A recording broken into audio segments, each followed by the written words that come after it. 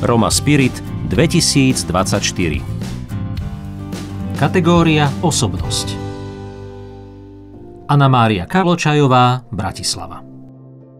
Osobitý prístup sociálnej poradkyne k podpore pre ľudí v núdzi je povestný jej maximálnym nasadením a empatiou.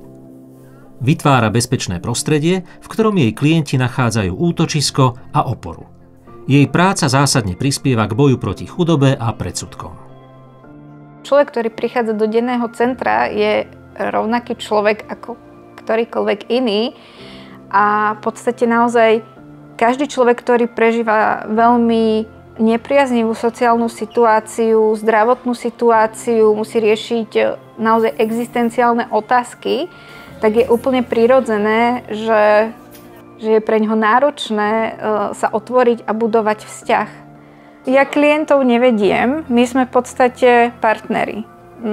To je moja práca, to je v podstate aj filozofia Vágusu, že na tom partnerskom a rovnocennom vzťahu sa dá naozaj realizovať nejaký cieľ a je to v podstate priestor pre toho človeka, ktorý je nevypočutý, je na okraji a v mnohých prípadoch je v podstate sám. Profesionálny vzťah medzi klientom a pracovníkom je alfa omega v tej práci.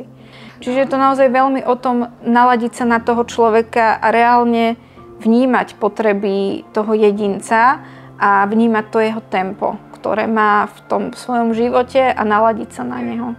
A v tom celom je kľúčový ten vzťah. Tak samozrejme nie som psychologička, samozrejme nie som právnička, ale sociálny pracovník musí mať poznatky z týchto odborov. Moja pozícia teda spočíva aj v tom viesť tím, ktorý je zložený zo sociálnych asistentov, sociálnych poradcov, komunitnej pracovníčky, ale aj koordinátora dobrovoľníkov.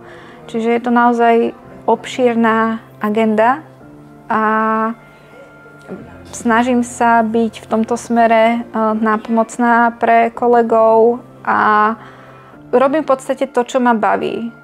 Išla som študovať s nejakým cieľom, s nejakou ambíciou a občianske združenie Vágus mi dalo priestor na to realizovať svoje sny, realizovať svoje nápady od toho, že môžeme viesť v centre podporné skupiny, môžeme s klientmi tráviť čas aj inak ako na tom sociálnom poradenstve a práve budovať tie vzťahy.